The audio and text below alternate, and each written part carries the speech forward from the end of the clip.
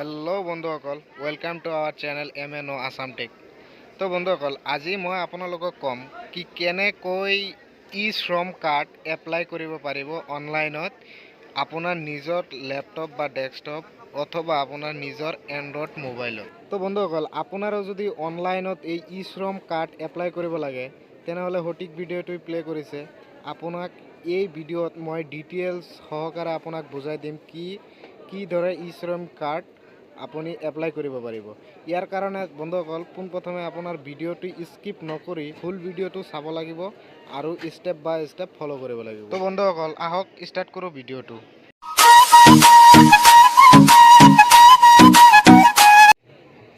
তো বন্ধুসকল, পোনপ্ৰথমে আপোনাৰ লেপটপ, ডেস্কটপ বা এণ্ড্ৰইড মোবাইলৰ গুগল ওপেন কৰিব লাগিব, ক্ৰোম ব্ৰাউজাৰৰ, আৰু ছাৰ্চ কৰি দিব লাগিব register.e। আৰু register.e যেতিয়াই ক্লিক কৰিব তেতিয়াই চাব তলত e-shram.gov.in আহি গৈছে। অহাৰ পিছত আপুনি ডাইৰেক্ট ক্লিক কৰি দিব, অথবা মই ডিছক্ৰিপশ্যনত লিংক দি দিছোঁ, ইয়াত ডাইৰেক্ট ক্লিক কৰি আপুনি এই ছেল্ফ ৰেজিষ্ট্ৰেশ্যনত আহিব পাৰিব।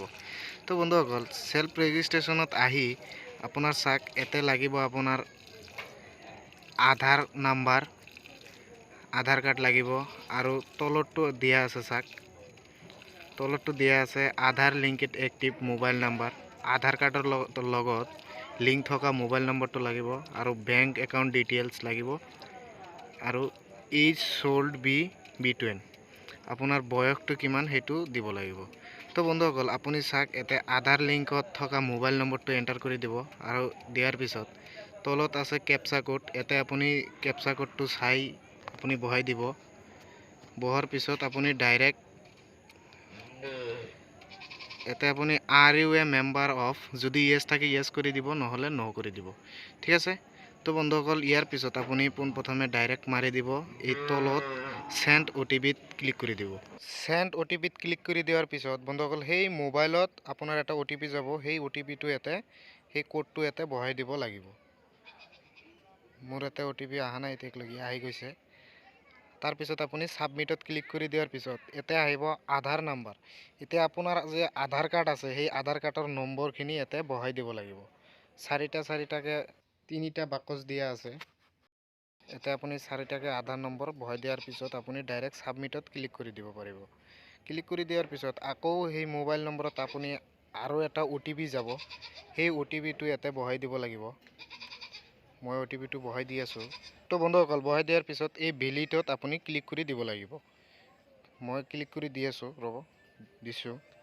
দিয়াৰ পিছত চাব বন্ধুসকল, আপোনাৰ সন্মুখত এনেকুৱা এটা ইণ্টাৰফেচ আহি যাব।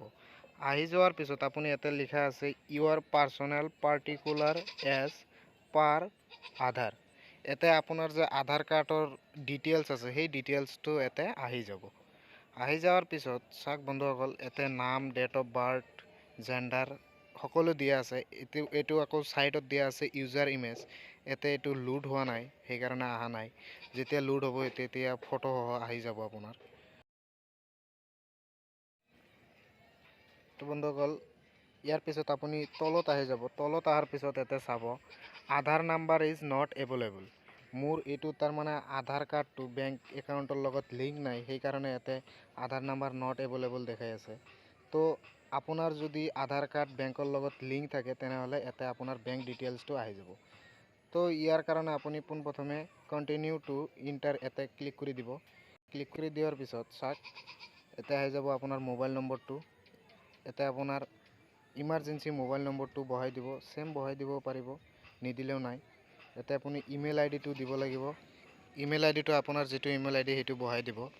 আৰু ইয়াতে আছে মেৰিটেল ষ্টেটাছ, এইটো মই বহাই দেখাই দি আছোঁ। মেৰিটেল ষ্টেটাছত আপুনি মেৰিড বা আনমেৰিড বুলি ইয়াতে দিব। আপুনি যদি মেৰিড থাকে মেৰিড দিব, আপোনাৰ যিটো ইচ্ছা হয়। তো বন্ধুসকল, ইয়াতে ৰিলেশ্যনটো দিব লাগিব, ফাদাৰ নেম, হাজবেণ্ড নেম, যিটো আপোনাৰ পচন্দ লাগে সেইটো দি দিব আপুনি।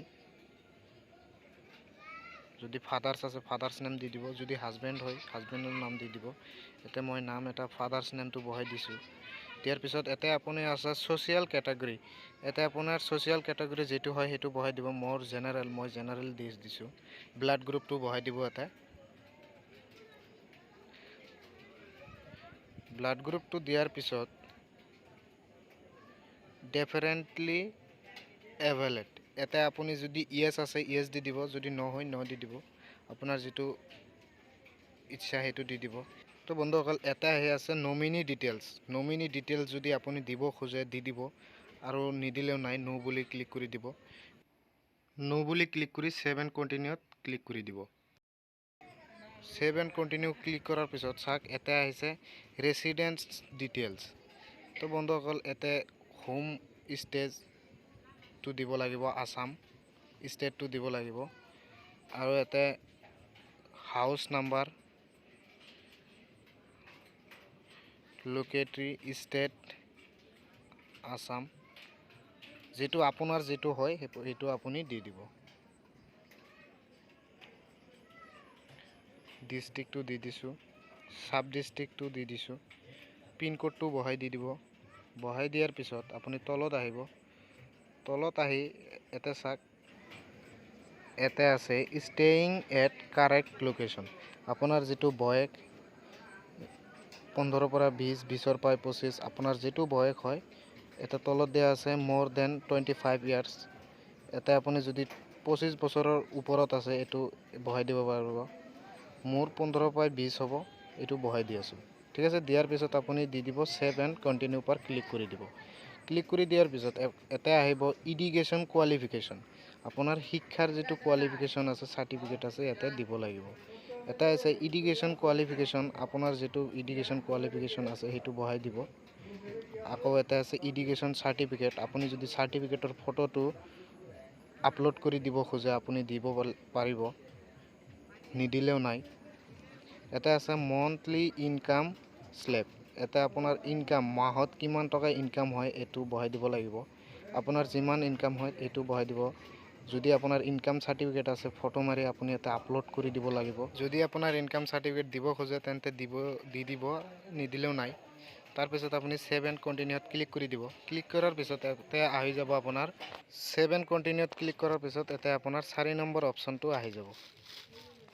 এই অপশ্যনটো অহাৰ পিছত আপুনি ইয়াতে চাওক, ইয়াতে আপুনি কি কাম কৰে সেইটো বহাই দিব লাগিব। এই প্ৰথম অপশ্যনটোত এইটো যদি আপুনি নৰে তেন্তে ইয়াতে তলত চাওক ক্লিক কৰি দিব। আপুনি তলত আছে click to view NCO কোডছ list, এটা আপুনি এই তলত আছে চাওক click to view NCO code list. এটা আপুনি এই তলে যে সৰু সৰু লিখা আছে এই লিখাটোত আপুনি ক্লিক কৰি দিব লাগিব। ঠিক আছে, যদি ক্লিক কৰা দিয়াৰ পিছত আপুনি চাওক আপোনাৰ সন্মুখত এটা PDF ডাউনলোড হৈ সেই লিষ্টটো আহি যাব। এই লিষ্টটোৰ মোতাবেক আপুনি এটা বহাব লাগিব। আপুনি যিটো লিষ্টৰ পৰা যিটো আপুনি এপ্লাই কৰিব খোজে আপুনি সেইটো দিব লাগিব। মই বাৰু কৃষিৰ ভাৱে দিম, সেইকাৰণে পোনপ্ৰথমে যিটো অপশ্যন দিয়া আছে এইটোৱে কপি কৰি লৈ তাতে পেষ্ট কৰি দিম। আপোনাৰ যিটো আছে আপুনি বিচাৰি পেলাই তাতে বহাই দিব। ইয়াৰ পৰা আপুনি এই যিটো ল'ব খোজে সেইটো আপুনি কপি কৰি ডাইৰেক্ট তাতে যাই পেলাই আকৌ পেষ্ট কৰি দিব লাগিব। ঠিক আছে, মই অলপ প্ৰথম শব্দটো কপি কৰি আনিছোঁ, কাৰণ প্ৰথম শব্দ কপি কৰাৰ পিছত গোটেইখিনি এটা আহি যাব। ক্লিক কৰাৰ পিছত চাওক আহি গৈছে, সেইখিনিয়ে আহি গৈছে। আপুনি গোটেইখিনি কপি কৰি ইয়াতে পেষ্ট কৰি দিব পাৰিব, আৰু প্ৰথম শব্দটো কপি কৰি আনিলেও গোটেইখিনি এটা আহি যাব। আৰু পিছত এতিয়া ছেকেণ্ড নম্বৰত আছে ৱৰ্কিং এক্সপ্ৰেছন ইন প্ৰাইমাৰী, এইটো আপোনাৰ বহাই দিব লাগিব। তাৰমানে কেইবছৰ ধৰি আপুনি কৃষি কাম কৰি আছে, মই 2 বছৰ দি দিলোঁ। ইয়াতে আপুনি থাৰ্ড নম্বৰটো দিলেও হ'ব, নিদিলেও নাই। ছেকেণ্ড নম্বৰটো যদি চাৰ্টিফিকেট আছে, যদি আপলোড কৰি দিব খোজে দি দিব, দিলেও হ'ব, নিদিলেও নাই। আপুনি এইটো হাউ ডিড ইউ এক্টিভেট স্কিল এইটো দিব পাৰিব, নিদিলেও নাই। তাৰপিছত আপুনি সেভ এণ্ড কণ্টিনিউত ক্লিক কৰি দিব। ক্লিক কৰি দিয়াৰ পিছত 5 নম্বৰ অপশ্যনটো আপোনাৰ খুলি যাব বেংক একাউণ্ট ডিটেইলছ। ইয়াতে আপোনাৰ বেংক একাউণ্ট ডিটেইলছ দিব লাগিব। ইয়াতে আছে বেংক চেণ্ডিং উইথ আধাৰ, যদি লিংক আছে বেংক একাউণ্টৰ লগত আধাৰ কাৰ্ডৰ লগত তেনেহ'লে ইয়াতে এছ আহি যাব, আৰু এছ অহাৰ লগে লগে আপোনাৰ বেংক ডিটেইলছটো বহি যাব। যিহেতু মোৰ আধাৰ কাৰ্ডৰ লগত বেংক একাউণ্টৰ লিংক নাই সেইকাৰণে ইয়াতে অহা নাই, গতিকে মোৰ ইয়াতে বহাই দিব লাগিব। এতিয়া ঠিক আছে, bank account number, confirm number, bank account holder নাম, যাৰ নামত বেংক একাউণ্ট আছে তাৰ নামটো বহাই দিব লাগিব। আৰু ইয়াতে লুক আপ IFC কোডটো বহাই দিব লাগিব, বেংক নেম, ব্ৰাঞ্চ নেম গোটেইখিনি বহাৰ পিছত আপুনি ডাইৰেক্ট আপুনি ক্লিক কৰি দিব 7 কণ্টিনিউত। 7 কণ্টিনিউত ক্লিক কৰাৰ পিছত ইয়াতে চাওক বেংক নেমটো আৰু ব্ৰাঞ্চ নেমটো মই দিয়া নাছিলোঁ। একাউণ্ট নম্বৰ দিয়াৰ পিছত IFC কোড দিয়াৰ পিছত ইয়াতে বেংক নেমটো আৰু ব্ৰাঞ্চ নেমটো আহি যাব। অহাৰ পিছত আকৌ আপুনি 7 কণ্টিনিউত ক্লিক কৰি দিব। ঠিক আছে, তো বন্ধুসকল ক্লিক কৰি দিয়াৰ পিছত ইয়াতে আহি গ'ল লাষ্ট এণ্ড ফাইনেল অপশ্যন। এটা আহি গ'ল এই অনলাইন ফিলআপ কৰা ফৰ্মখিনি আকৌ এটা আহি গ'ল। আপুনি ইয়াৰ পৰাই সঠিক কৰিব পাৰিব যদি ভুল হয়, আৰু নহ'লে নাই। বন্ধুসকল যদি ভিডিঅ'টো ভাল লাগি থাকে লাইক কৰি দিব এটা, আৰু যদি চেনেলত নতুন আহিছে এটা ছাবস্ক্ৰাইব কৰি দিব। তো বন্ধুসকল ইয়াতে চাওক আপোনাৰ যদি ভুল চুল হৈ থাকে ইয়াতে আপুনি এতিয়াই ঠিক কৰি ল'ব পাৰিব। যদি চব সঠিক হৈছে আপুনি ইয়াতে ক্লিক কৰি দিব। ঠিক আছে, ইয়াতে আহি আছে ইউজাৰ ইমেজ। ইয়াতে ইউজাৰ ইমেজটো কিন্তু অহা নাই, এতিয়ালৈকে অহা নাই। ইয়াতে আপুনি এটা টিক কৰি দিব।